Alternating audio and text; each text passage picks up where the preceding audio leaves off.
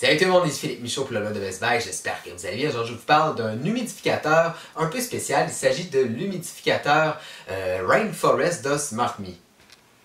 Alors le Rainforest de SmartMe utilise une technologie qui recrée, si on veut, la sensation, l'apparence de la pluie. Ce qu'il faut savoir ici, c'est que vous avez un réservoir de 3 litres d'eau et puis l'eau est pompée de ce réservoir-là et va ensuite être projetée, si on veut, sur les parois et vous allez avoir la sensation, l'apparence de la pluie. Évidemment, ça peut être très apaisant. Donc, on peut entendre un peu le son de la pluie. Personnellement, j'ai utilisé dans la chambre à coucher et ça m'a aidé à m'endormir. Donc, c'est un plus. Mais aussi, donc, en plus d'avoir un son apaisant, vous n'allez pas avoir de grosses brumes qui vont s'échapper de votre appareil et qui va laisser des dépôts d'eau sur vos meubles ou sur votre plancher. En fait, ici, vous avez l'air qui est projeté, mais l'air est vraiment là, beaucoup moins épais, si on veut. Aussi, je ne l'ai pas dit, mais vous avez un filtre donc qui va filtrer les particules dans l'air. Donc, c'est un peu un appareil 2 en 1 qui va donc vous permettre d'avoir un air aussi plus sain.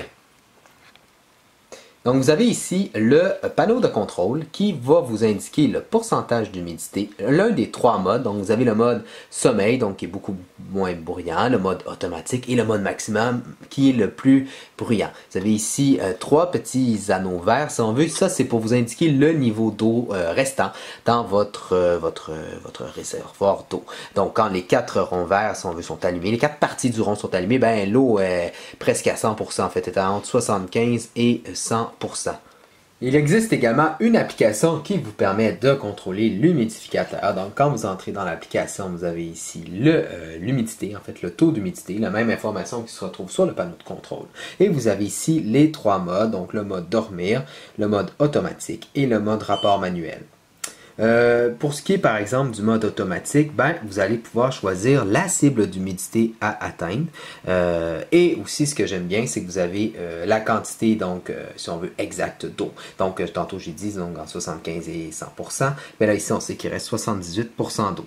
Vous pouvez également choisir la luminosité de l'écran, activer ou éteindre une minuterie et aussi utiliser cette information là pour le nettoyage. Le nettoyage se fait notamment avec de l'acide citrique.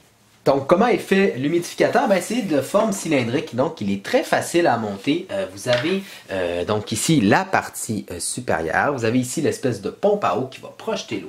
Vous avez ici le filtre. Donc, il faudra changer le filtre environ tous les 6 à 12 mois. Et vous avez ici donc à l'intérieur, je vais enlever cette petite partie-là, et vous avez donc à l'intérieur l'eau, donc le réservoir d'eau, qui peut accueillir jusqu'à 3 litres d'eau. Il faudra le remplir, environ peut-être aux 15 heures, c'est pas plus là, à la maison, j'ai peut-être attendu 24-48 heures avant de devoir remplir le réservoir d'eau parce que chez moi en fait c'est plus humide. Bref, j'ai adoré vraiment utiliser cet humidificateur là. J'ai apprécié la fonction d'humidité, en fait de recréation si on veut, qui recrée la sensation de la pluie. C'est pas juste un gadget, en fait ça marche bien. J'ai quand même vu que le taux d'humidité a augmenté assez rapidement, mais en même temps c'est pas fatigant, ça va pas causer plein d'eau, faire gondoler le plancher par exemple. C'est une bonne technologie. Et l'appareil lui-même, donc simple à utiliser, il a un très beau design et vous pourrez le mettre dans à peu près n'importe quelle pièce.